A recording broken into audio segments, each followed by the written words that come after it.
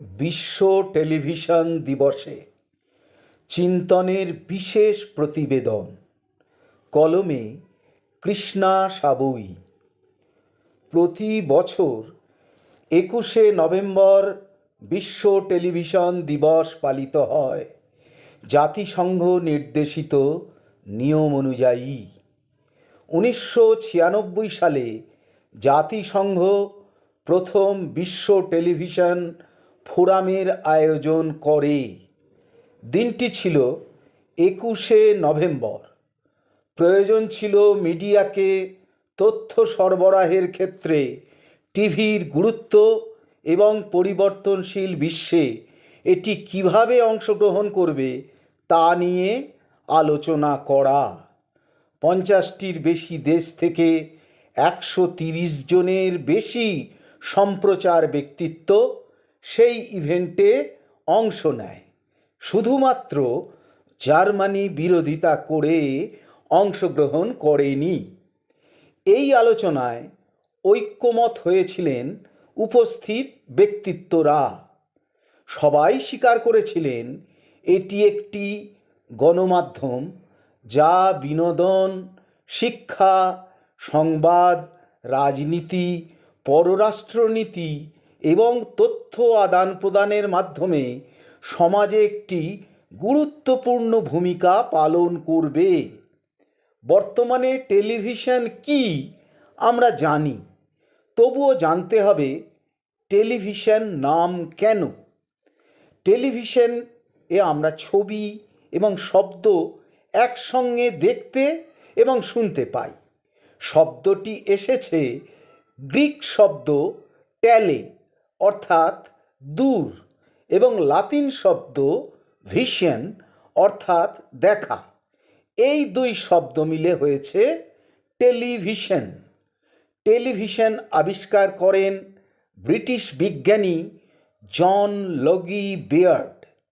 1926 সালে তিনি প্রথম সাদা কালো ছবি বৈদ্যুতিন সম্প্রচারে পাঠাতে সক্ষম হন। এরপর রুশ বংশোদ্ভূত আইজাক শোনবার্গের কৃতিত্বে 1936 সালে টিভি সম্প্রচার শুরু করে বিবিসি টেলিভিশন। বাণিজ্যিক ভিত্তিতে চালু হয় 1940 সালে। ভারতে 1959 সালে দূরদর্শন চালু হয় দিল্লিতে অল ইন্ডিয়া রেডিওর স্টুডিওতে, একটি ছোট ট্রান্সমিটার ও অস্থায়ী স্টুডিওতে। 6 বছর পর 1965 সালে এই স্টুডিও থেকেই সংবাদ পাঠ করেন প্রতিমা পুরী। সময় ছিল 5 মিনিট।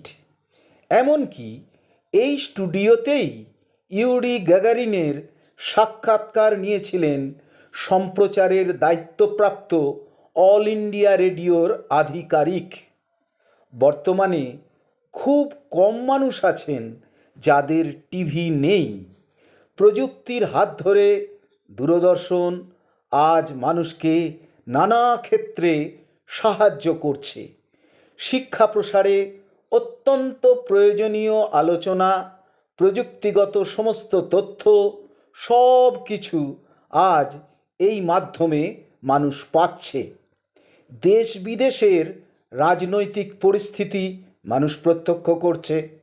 বিনোদনের কোনো শেষ নেই। তবু বলতে হয় টেলিভিশন মানুষকে একাকিত্ব থেকে বাঁচায়। পাশাপাশি নানা ধরনের অপসংস্কৃতির বাহকও হয়ে উঠেছে এই মাধ্যম। মানুষ বই পড়া ভুলে যাচ্ছে। ছোট্ট শিশু টিভিতে বেশি সময় ব্যয় করছে। এতে চিন্তার পরিসর কমে যাচ্ছে। ভালোর চেয়ে খারাপ দিকে শিশু, কিশোর, কিশোরীরা বেশি ঝোঁক দিচ্ছে।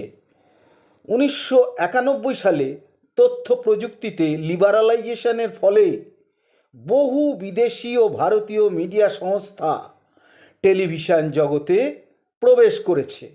1991 সালে যেখানে একটি মাত্র সরকারি লাইসেন্স প্রাপ্ত চ্যানেল ছিল, এখন 800-র বেশি চ্যানেল।